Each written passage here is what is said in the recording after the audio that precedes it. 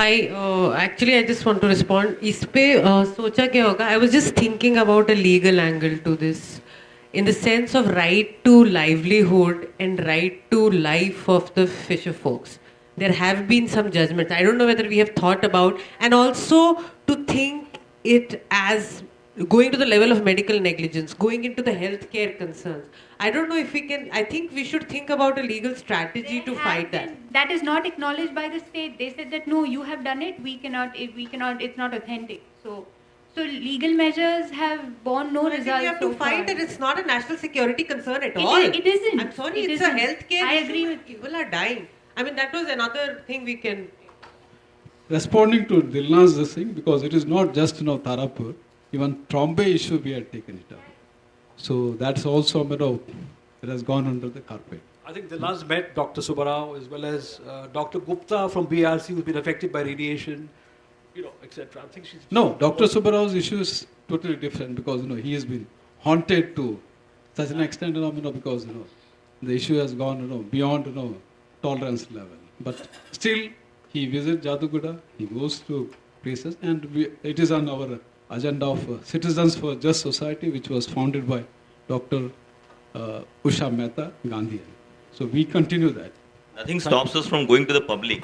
Even at this point of time, even I think 98% of the population doesn't know what it is actually. So we have to keep on reaching to the public, keep on educating, keep on discussing. So this issue will be solved in the court of public. No other court is competent to deal with this.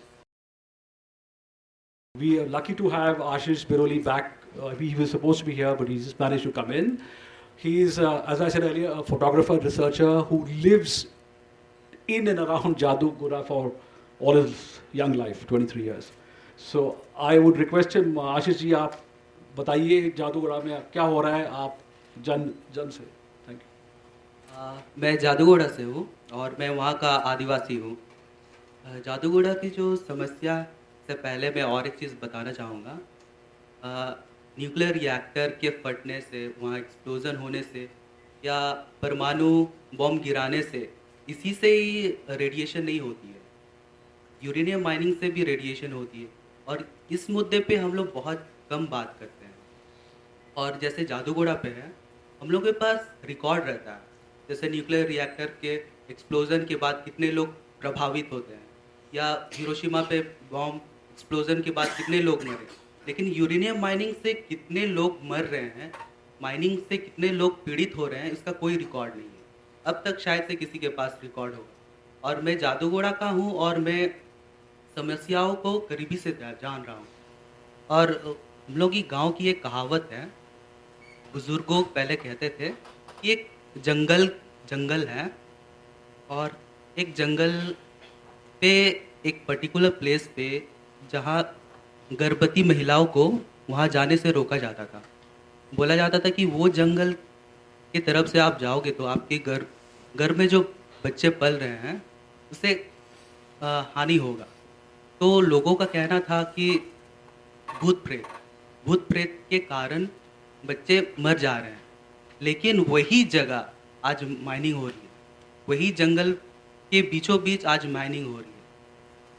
और जैसे मैं वहाँ पर हूँ, मैं हमेशा डरा सा रहता हूँ. मुझे पता है कि अभी मैं स्वस्थ हूँ, लेकिन आज से 20 साल बाद या 30 साल बाद मेरा क्या सिचुएशन होगा मुझे खुद नहीं पता.